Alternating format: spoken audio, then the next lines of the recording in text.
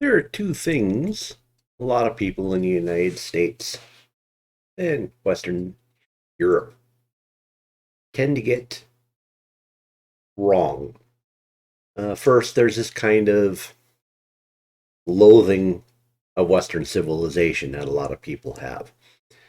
And it's comical because you have to ask the question if Western civilization is awful, as a lot of people seem to think it is, where would you rather be if you weren't here? And when I say here, I'm talking about places that are heavily influenced by Western civilization. I mean, would you rather live in China? Would you rather live in Russia? Would you rather live in Central America? Maybe, but there's definitely still an influence of Western civilization there. The farther you get from Western civilization's influences, the less desirable the places are. And I don't think this is an accident. There has got to be something about Western culture, Western civilization, that makes this all work to a certain extent. I mean, if you consider that overwhelmingly most people around the world leave their countries to go to the West, people in the West only trickle out to the countries outside the Western sphere. The net migration, literally voting of feet, kind of tells the tale that the West is affluent. And we can say, at least up until like the last maybe 10 years, Western culture has been very dominant. The products of Western culture were far more in demand than things coming from the rest of the world. Uh, we can see a beginning now where we're starting to see some things out of South Korea and some things out of Japan uh, that are starting to grip the edges of our culture. A couple of South Korean movies and TV shows have caught people's interest. Uh, Japanese anime, Japanese manga, but they're kind of in the influence of Western civilization. And I think that's actually a good thing because it shows you that Western civilization uh, isn't a skin tone. It's just a way of doing things that brings benefit. Okay, so the other problem is even if people are kind of willing to grudgingly say, well, gee, I guess Western civilization, yeah, it's been good up until this point, but I'd like to completely change it. Uh, they deny the impact Christianity had on Western civilization.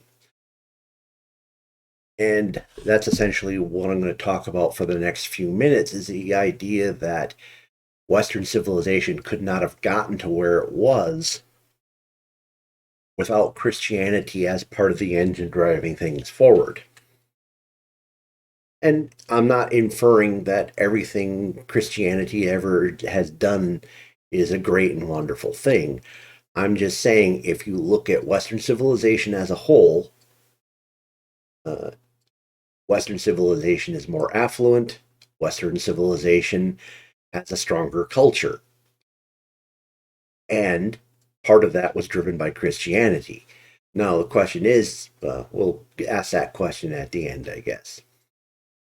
So we have to kind of understand what Christianity's main contributions are to the setup of Western civilization. Now, a lot of our base concepts of governances actually kind of comes out of Mesopotamia. Uh, you have essentially uh, pre-Persians, post-Persian, or actually Persian governments, essentially influencing the fringes of Europe. Uh, And you have what we had was the Greek, the area of what we call Greece today was a collection of Greek city states. Oddly, not the most fantastic place to set up in the world. It wasn't a place that the rest of the East was chomping at the bit to conquer. It just didn't look that interesting. It wasn't ridiculously uh, farmable. I mean, it was very rocky. And so the Greeks were in a position to where they could absorb the ideas of the Persian Empire and the people who came before them. But they were also isolated to a certain extent because they were just a step too far for the Eastern empires to bother with. Uh, for reasons that are a little harder to grasp. Now, in all cultures, one of the good things is specialization. When you get to a point where some people can do nothing but think, this leads to benefits. And for the Greeks, obviously, this led to philosophy. Their philosophy superpowered their culture to the effect that when Alexander the Great spread his armies across the East, the cultures there were permanently Hellenized from the experience. Hellenization, obviously, being the reification of your culture, and it's really hard to grasp just how powerful this is.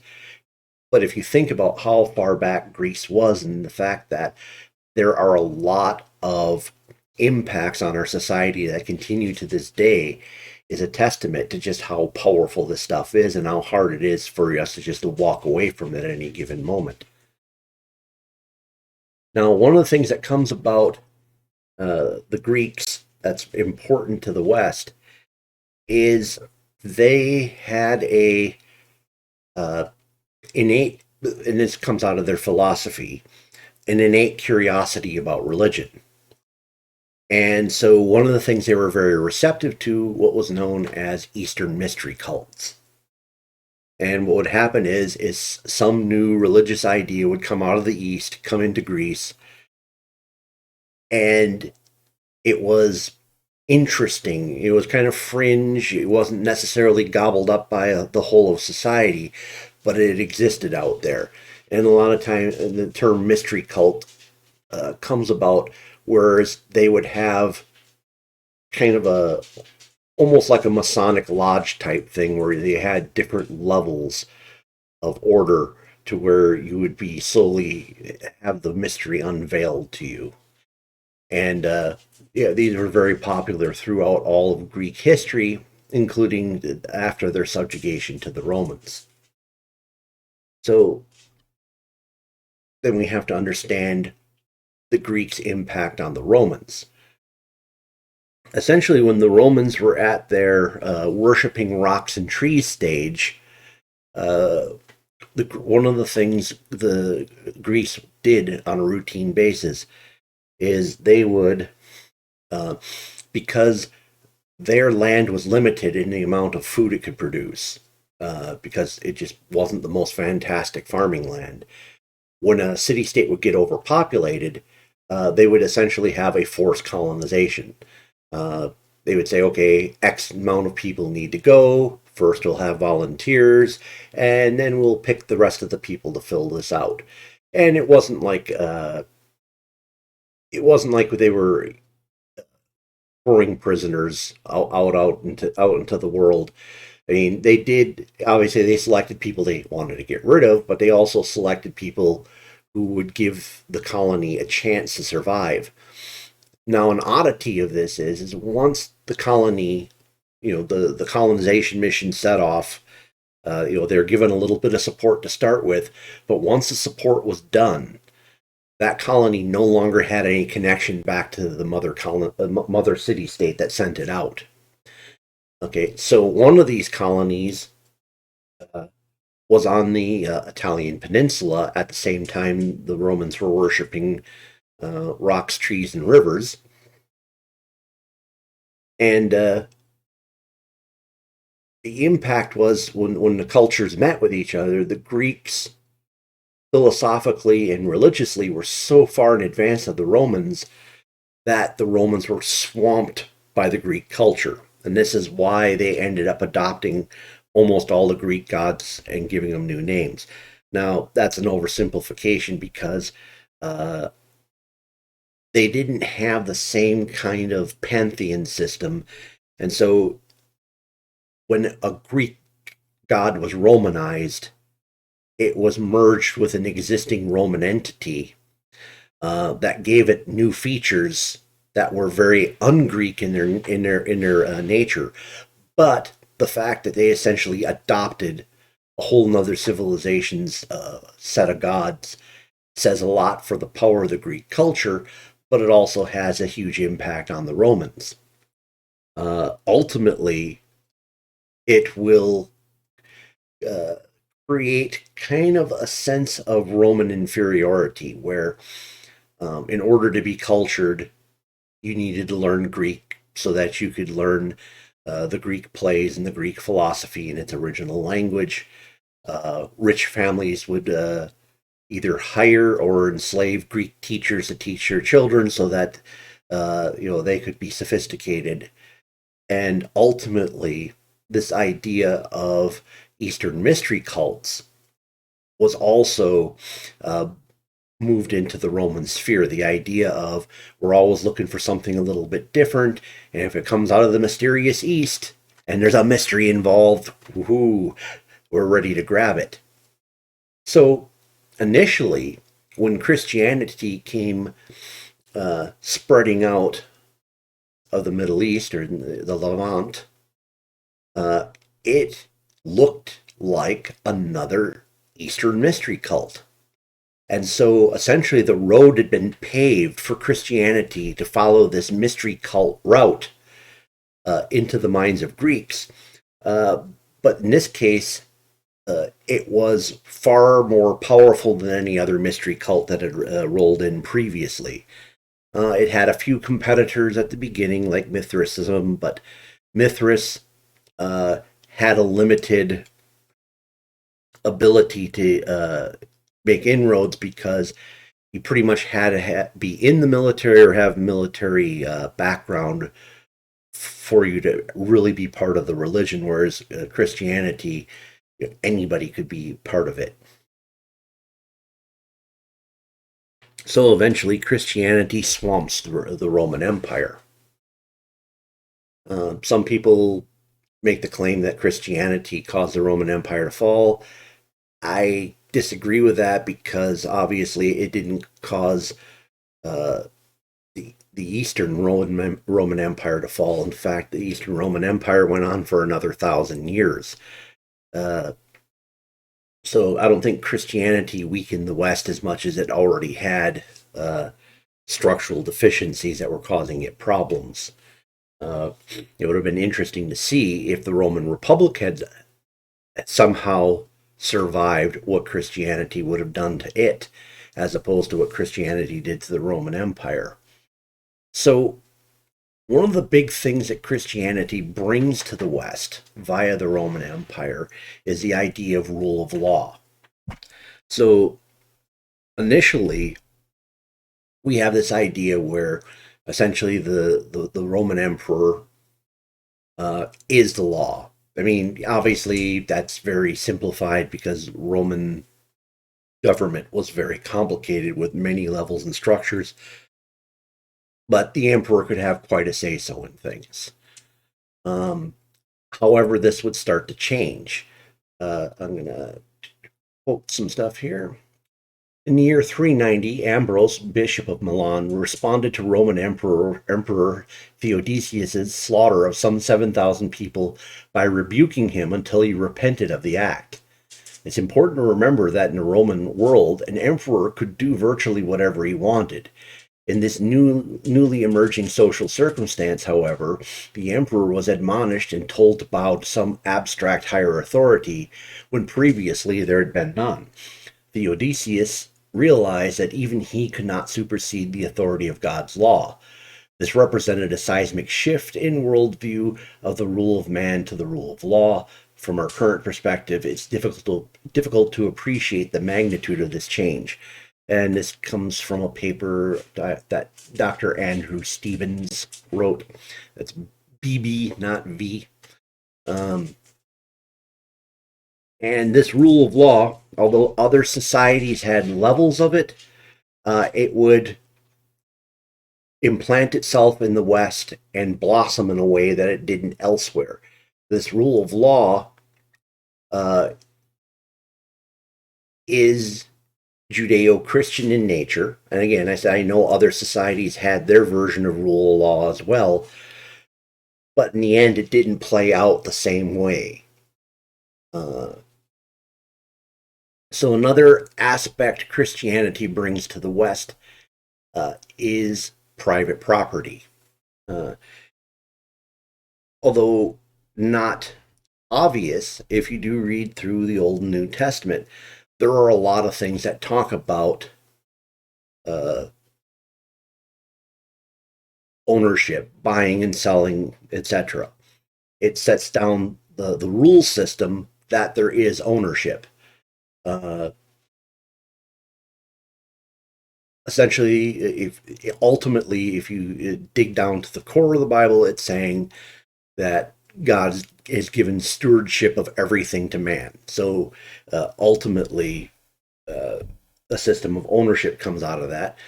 In the Ten Commandments, we have mentions of thou shalt not steal, you will not covet your neighbor's property, etc. And there's a lot of other things that talk about various instances of how to implement buying and selling. Now,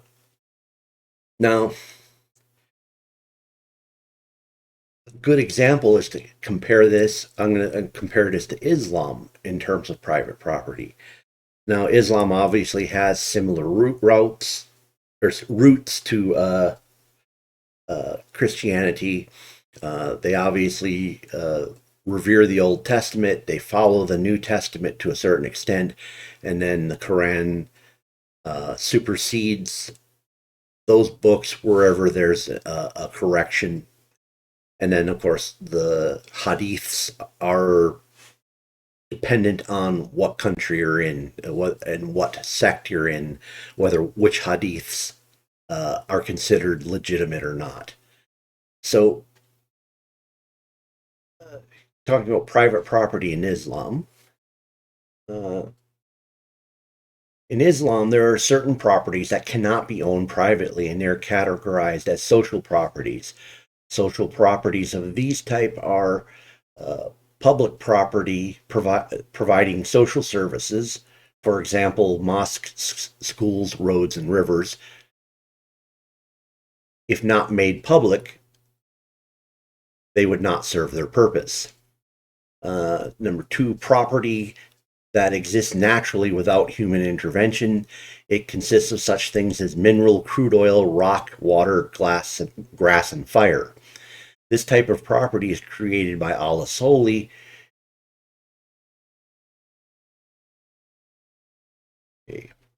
Minerals should not be considered as minerals should be considered as state property and should be used for public purposes.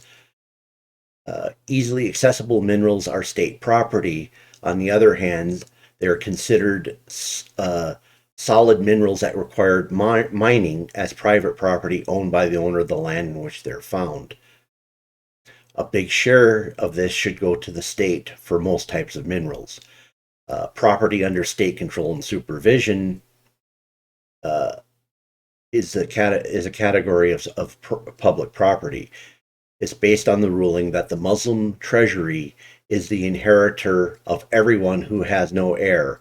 And the second category includes agricultural lands captured in Islamic conquest, which are state-owned like minerals, whoever controls such land is not considered to own it completely, but to own it in its own sub-fief. As most of the land owned by Muslims resemble this category, the state can be justified in confiscating it when necessary. However, the state, in doing it, should fairly compensate the land and owner.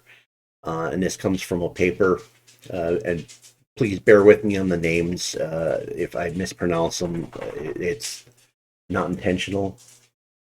Hayatullah Lalundin, Moad Nazrin Mohammed, Zaini Nasrallah, and Shano Ahmad. So that doesn't sound at all like Western private property in any way. So if you contrast the two, you get an idea. One of the things that helps Western civilization do what it does. Why is private property important? Because it allows you to plan. If you know that what you have isn't going to be taken or in other ways messed with by some greater power, you can plan infinitely what you're going to do with it.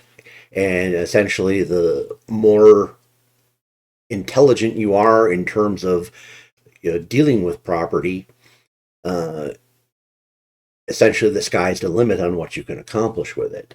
The more you have to worry about interference from the outside, the less you can plan and the less you will do. Okay. So there's a really good contrast, and it also explains part of how we get to where we are. So a lot of times, we look at Russia and we say, well, it's kind of the West, but it's kind of not. It's always been kind of its own thing. World War I, they were so far behind the West that the war essentially destroyed their government. And they never really seemed to be fully part of the true Western civilization. And this comes down to two reasons, and it's good to describe it because, like I said, it functions as a comparison. First, the Russians were kind of acting as a buffer to the rest of Europe. The various waves of invaders from the steppes coming in pretty much kind of ended their invasion by the Poland was about as far as they would ever get. And so they were constantly absorbing these waves coming in. These new waves would take over, set rulership up. And so from this part, it kind of let the West do what it needed to do, especially when the West was in a weakened state. And the West went through a couple of different weakened states, one of which being the Dark Ages, and also a couple of major plagues that rolled through. Now, the Dark Ages were actually beneficial to Western civilization because what ended up happening was it created a period where the government lost a lot of reach, and the only reach that was authoritative in the area often was the Christian church. So once governments were kind of reasserted themselves, people were already used to the idea of this dual nature, that there was a church and there was a government. And this dual nature of church and government, even though like kings might say, well, I have the divine right of kings, it was also implicitly understood that the king bowed to a higher power, and that the church, to a certain extent, functioned outside the king's control. Obviously, some kings asserted more control than others in different regions, etc., etc. But for the most part, there was definitely a two-power system. This allowed for Westerners to assert rights, or at least see rights that somebody else in the Russian sphere would have never considered seeing. It ended up creating individuality, and it had an interesting effect because you had many, many different languages, cultures, and ethnicities in Western Europe. On one hand, they all saw themselves as different entities, but at the same time, they saw linkage through Christianity that they were part of something bigger. So they also had this grand idea that that there was a linkage between them. Whereas if we go over to Russia again, essentially they didn't have this period of non-governance. Essentially, they had government swept away by the next invader, and that invader would set up a new totalitarian government in its place. And then once the governments, or once like the Russians began exerting themselves to where they were starting to push the invaders back, and pushing it back is an overstatement. Essentially, what happened with Moscow specifically is that the various khanates were starting to lose their ability to exert control farther west, and so Moscow basically said, "Oh well, we'll be your little errand boy, and we'll just work completely on your behalf, even if you're not here." And so they acted as a vassal, slowly gobbling up the other city-states in the area until they were strong enough to actually push the much weaker khanates back. And this is about the same period that Orthodox Christianity comes into the area. So you have a period of unbroken government, followed by a period of religious expansion, and there's a definite heavy intermixing of government and religion at this point, where there isn't really a solid separation between the two. And this unbroken government and religion being intermixed is what made Russia significantly different from the West, where religion and government were always parallel. Okay. I do want to backtrack to one little item that I forgot about the Romans. That is kind of important to Western civilization. It doesn't quite fall under the banner of Christianity, but it's a critical element. Something the Romans had going for them that made them unique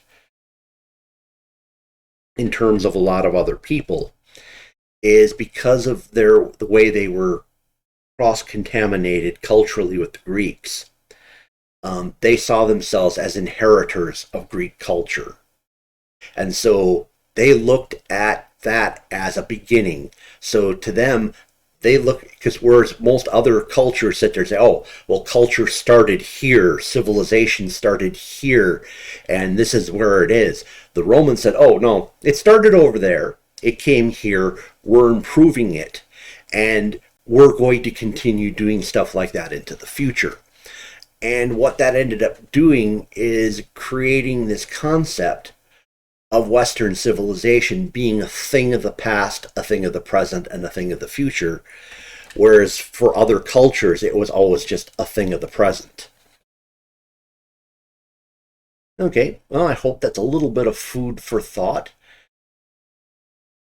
And I guess the question that comes up out of this is, if Christianity was a critical part of the formation of Western civilization, and it got us a lot of what we have now, the question is how much of Christianity can we divorce ourselves from and still expect Western civilization to thrive? And if you don't want Western civilization to thrive, what would you want in its place? Okay, well, I thank you for spending time with me tonight. If you like this video, please like the video. If you have comments, I welcome comments. I frequently respond to them. If they're beefy enough, I might even make a video from that comment. If you think there's somebody who would find this of interest, feel free to share it with them. And if you like this content, I put several things out a week. And if you subscribe, then you'll be notified of whenever I put something new out. All right, hope to see you again in a future video.